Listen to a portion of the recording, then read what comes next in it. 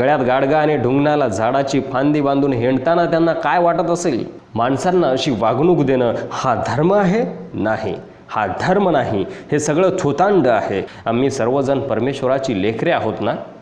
मग आपल्याच लेकरांमध्ये असे हीनभेद निर्माण करण्याइतपत देव पक्षपाती कसा असू शकतो? 11 एप्रिल 2019 अर्थात महात्मा फुले यांच्या जयंतीनिमित्त त्यांच्या चरित्र वाचनाची मालिका आपण सुरू केलेली आहे आणि आजचा 3रा भाग तुम्ही पाहत आहात. महात्मा फुले यांचा लग्नामध्ये कशा प्रकारे अपमान झाला, शूद्र अतिशूद्रांवरती होणाऱ्या अत्याचारांची महात्मा फुले यांना कशा प्रकारे जाणीव झाली, तो प्रसंग आज आपण जाणून घेणार आहोत.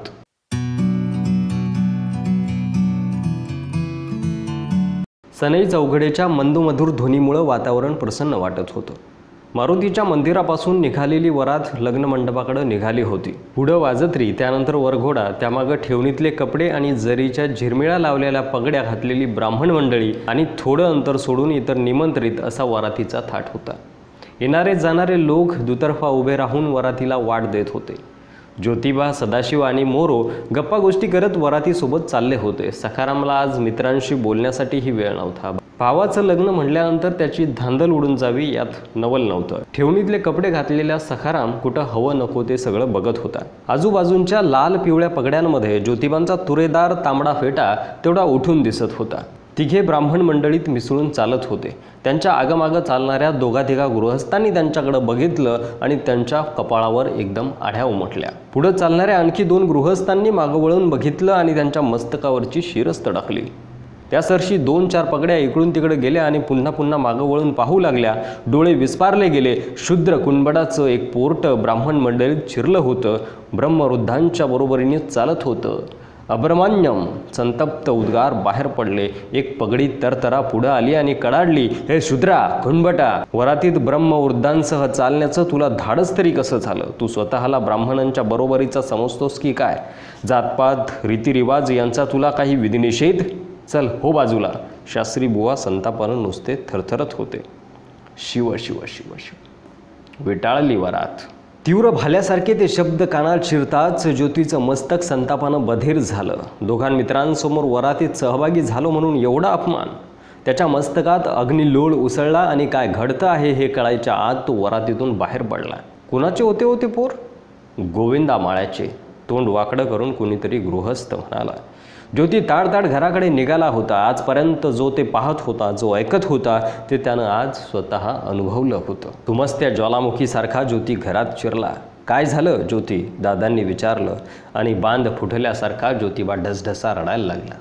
ज्योतीच्या मुखातून तडतडत्या ठिणग्याप्रमाणे शब्द बाहेर पडू लागले. वरातीच्या घोड्याचा, एका पशूचा त्यांना विटाळ होत नाही, माणसाचा मात्र विटाळ होतो. हा त्यांचा धर्म, हा त्यांचा आचार. त्यांचा आणि माझा धर्म एकच आहे. जसे ते हिंदू आहेत तसा मीही हिंदू आहे.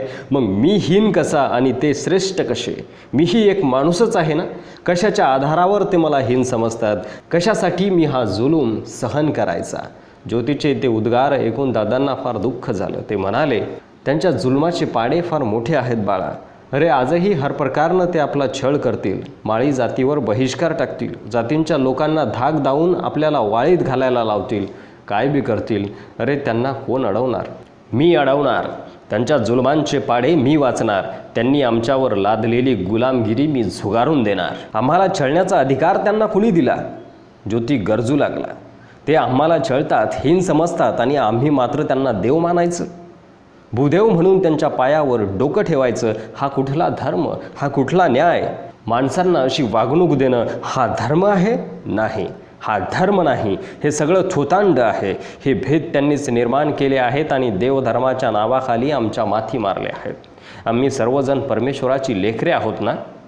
मग आपल्याच लेकरांमध्ये असे हीनभेद निर्माण करण्याइतपत देव पक्षपाती कसा असू शकतो? आमचा वारा लागताच विटाळण्या इतपत पावित्र्य त्यांनी कुठून मिळवलं? आणि कोणाला आमच्या स्पर्शाचाही विटाळ व्हावा एवढी नीचता आम्हाला कशामुळे आली?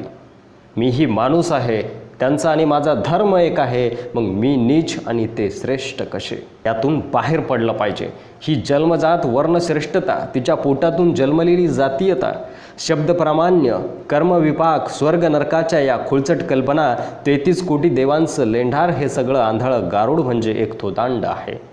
हा सगळा या धूर्त आर्यभटांचा कावा आहे. त्यांनीच ही उतरंड रचून ठेवली आहे.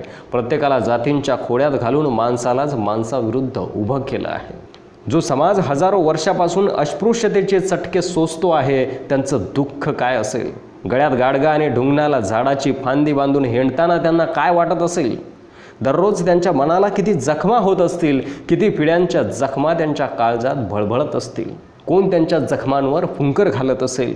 मी आजच्या एका प्रसंगानं एवढा पेटून उठलो, परंतु जी माणसं रोज अस्पृश्यतेची वेदना घेऊन जगत आहेत, त्यांच्या मनात केवढे आगडोंब उसळत असतील. अस्पृश्यतेची वेदना आज पहिल्यांदा ज्योतिबांना स्वतः अनुभवली होती. सर्व शूद्र आणि अतिशूद्र याविरुद्ध पेटून का उठत नाही? त्यांची मनं मेली आहेत का? प्रश्नांमागून प्रश्न उसळत होते. जाती धर्माच्या नावाखाली माणसांना लाथाडायचं, आपलं ब्रह्मगारुड उघडं पडू नये म्हणून त्यांना ज्ञानाचे दरवाजे बंद ठेवायचे, हीच आर्यभटांची नीती आहे. अज्ञान हेच या दुर्दशेला कारणीभूत आहे. या भटशाहीला सुरुंग लावायचा असेल तर शूद्र अतिशूद्रांच्या विराट समाजाला शिकवून शहाणं केलं पाहिजे. स्त्रिया, शूद्र आणि अतिशूद्र यांच्यासाठी ज्ञानाचे दरवाजे उघडले पाहिजेत. या सर्व अनर्थाचं मूळ अज्ञानात आहे. त्या मुळावरच घाव घातला पाहिजे. अज्ञानाचा अंधार दूर केल्याशिवाय ब्रह्मकपटाला सुरुंग लागणार नाही. त्याशिवाय ही गुलामगिरी संपणार नाही. शिक्षणाशिवाय तरुणोपाय नाही. श्री शिकली तर कुटुंब शिकतं, कुटुंब शिकलं तर समाज सुधारतो. अतिशूद्र स्त्री समाजापासून शिक्षणाला प्रारंभ केला पाहिजे. अशा प्रकारे वरातीमध्ये अपमान झाल्यामुळं महात्मा ज्योतिबा फुले यांनी भटशाहीला सुरुंग लावण्यासाठी समाजाला सुशिक्षित करण्याचा विडा उचलला आणि आपलं आयुष्य त्यासाठी पणाला लावलं. तुम्ही पाहत होते मराठी मंडळी, हे आपलं मराठी माणसांचं मराठी चॅनल. जर अद्यापपर्यंत सबस्क्राईब केलं नसेल तर लगेच सबस्क्राईब करा.